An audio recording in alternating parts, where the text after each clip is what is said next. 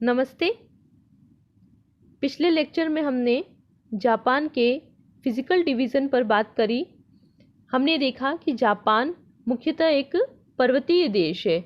यहाँ पर 76.20% भाग पर पर्वतों का विस्तार है और 16% भाग पर मैदानी भाग का विस्तार है।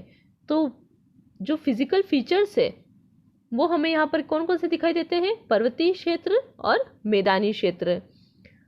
तो इस तरह से हमने जापान के इन फिजिकल फीचर्स का अध्ययन प्रारंभ किया था। इसमें सबसे पहले हमने देखा मैदानी भाग के बारे में। जापान की कुल भूमि के 16% भाग पर मैदानों का विस्तार है। आज हम इसी चर्चा को आगे बढ़ाते हुए मैदानी भागों का अध्ययन करेंगे। सबसे पहले हम बात करेंगे कांटो मैदान के बारे में। ये जो मैदान है ये होन्शु के पूर्वी तट पर स्थित है।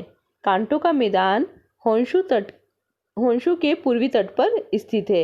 ये यहाँ पर स्थिति है होन्शु की। ये जो द्वीप है ये कौन सा द्वीप है? होन्शु द्वीप। होन्शु द्वीप में पूर्व की ओर, किस ओर? पूर्व की ओर। तो पूर्व की ओर स्थिति है, ये पूर्व की ओर स्थिति है कांटो मैदान की। यह मैदान होन्शु के पूर्वी तट पर है और सागामी खाड़ी है इसके उत्तर में स्थित है। कांटो का जो मैदान है सागामी खाड़ी, ये है सागामी खाड़ी। यहाँ पर जो खाड़ी है वो कौन सी खाड़ी है? सागामी खाड़ी। तो कांटो मैदान होन्शु के पूर्वी तट पर सागामी खाड़ी के उत्तर में स्थित है। यह जापान का सबसे बड़ा मैदान है। ये जो मैदान है ये जापान का सबसे बड़ा मैदान है जिसका क्षेत्रफल कितना है? 13 लाख हेक्टेयर इसका क्षेत्रफल है। अब ये जो कांटो का मैदान है इसका निर्माण जिस नदी ने किया है उसका नाम है टोन नदी। कौन सी नदी है? टोन नदी। टोन नदी अपने द्वारा जो भी मलबा लेकर आई है उसका यहाँ पर निक्षेपण कर दिया है। तो इस तरह से इस मैदान का निर्माण हुआ है टोन नदी के द्वारा बहाकर लाए गए जलोढ़ अवसादों से। जलोढ़ का अर्थ होता है जल के द्वारा लाया गया पदार्थ। तो जलोढ़ अवसादों से निर्माण हुआ है इस कांटो मैदान का। कौन सी नदी लेकर आई है जलोढ़ पदार्थ? टोन नदी लेकर आई है। टोन नदी इस मैदान के बीच में से होकर के प्रवाहित होती है। यहाँ पर देखो ये जो होन्शु द्वीप है इसके यहाँ पूर्व की ओर स्थिति है कांटो मैदान की। यहाँ पर आपको कांटो मैदान दिखाई दे रहा होगा और इस कांटो मैदान के लगभग बीच में से नदी दिखाई दे रही है। ये जो नदी है ये नदी है टोन नदी। तो टोन नदी इस मैदान के बीच में से होकर के प्रवाहित होती है।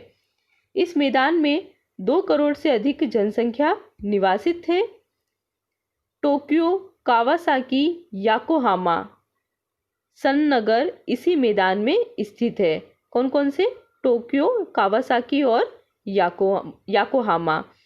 अब ये जो सन नगर वाला क्षेत्र है इसमें कई उद्योगों का विकास हुआ है जिस कारण से ये सन नगर एक प्रमुख औद्योगिक क्षेत्र बन गया है। इस औद्योगिक क्षेत्र को कहा जाता है केइहिन। टोक्यो और कावासाकी का ये जो औद्योगिक क्षेत्र है इसे क्या कहा जाता है? केइहिन औद्योगिक प्रदेश कहा जाता है। तो इस कांटो मैदान में जो औद्योगिक प्रदेश स्थित है उस औद्योगिक प्रदेश का नाम क्या है? केइहिन औद्योगिक प्रदेश। इस मैदान में 40 से अधिक ऐसे नगर हैं जिनकी जनसंख्या 1 लाख से अधिक है। नेक्स्ट है नोबी मैदान। ये जो मैदान है ये बीवा झील के पूर्व में स्थित है। यहाँ पर स्थित है बीवा झील। तो बीवा झील के पूर्व में ये मैदान स्थित है। नोबी का जो मैदान है ये कहाँ पर स्थित है? बीवा झील के पूर्व में स्थित है। और यहाँ पर ये जो आपको खाड़ी दिखाई दे रही है ये खाड़ी है ईसे की खाड़ी। यहाँ पर इस क्षेत्र में जो खाड़ी है वो है ईसे की खाड़ी। तो ये ईसे खाड़ी के उत्तर में स्थित है। नोबी मैदान ईसे खाड़ी के तो उत्तर में स्थित है और बीवा झील के पूर्व में स्थित है। नोबी मैदान का निर्माण किया है किसो नदी ने। हमने कांटो मैदान के बारे में देखा था कि कांटो मैदान का निर्माण किया है टोन नदी ने। तो नोबी जो मैदान है इसका निर्माण किसने किया है? किसो नदी ने इसका निर्माण किया है। नोबी मैदान का जो क्षेत्रफल है वो है 1.9 लाख हेक्टेयर। क्वांटो और किनकी मैदानों के बीच में स्थित नोबी मैदान जापान का तीसरा सघनतम जनसंख्या वाला क्षेत्र है। यहाँ पर कांटो प्लेन और किनकी प्लेन, या यहाँ पर यूं कहें ओसाका प्लेन, इन दोनों के बीच में स्थित नोबी का जो मैदान है ये जापान का तीसरा सघनतम जनसंख्या वाला क्षेत्र है और नगोया नगर इस प्रदेश का सबसे बड़ा नगर है।